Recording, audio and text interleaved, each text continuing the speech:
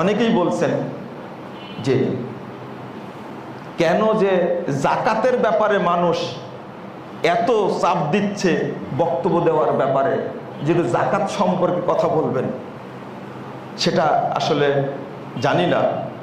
এখন মনে হয় জাকাতের ব্যাপারে মানুষ বেশি সচেতন হয়েছে। আলহামদুলিল্লাহ, এটা ভালো, আলহামদুলিল্লাহ। একটা হাদিস বলেছে এই জায়গায়, এই হাদিসটা আমি অনুবাদ করে তারপরে একটু টাচ দিয়ে এই বিষয়টা নিয়ে। রাসূলুল্লাহ সাল্লাল্লাহু আলাইহি ওয়াসাল্লাম বলছেন,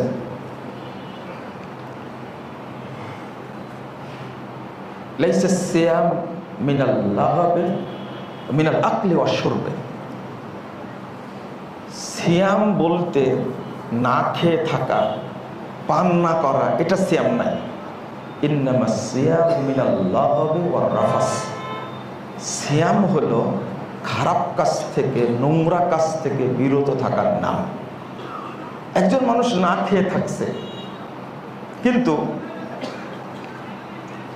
মনে করছে আমি সিয়াম রাখছি, কিন্তু তার মাধ্যমে যত খারাপ কাজ, নোংরা কাজ সবই হচ্ছে।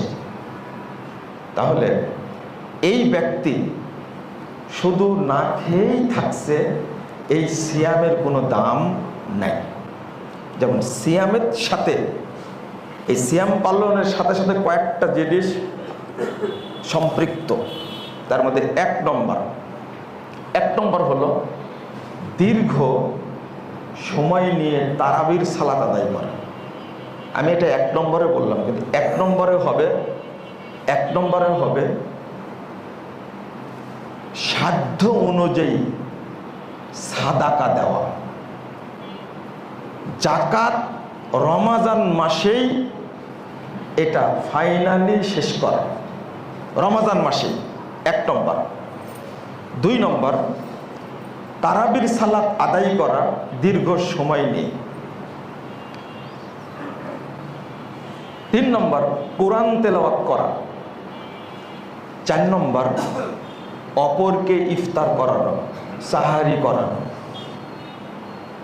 5 নম্বরটা হলো দিনী কাজের সাথে সম্পৃক্ত থাকা।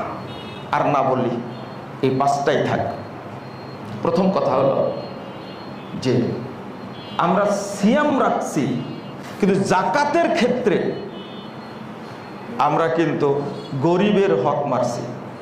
আল্লাহ রাব্বুল আলামিন বলে দিয়েছেন, ওয়াফি আমওয়ালিহিম হাক্কুল লিসাইলি ওয়াল মাহরুম।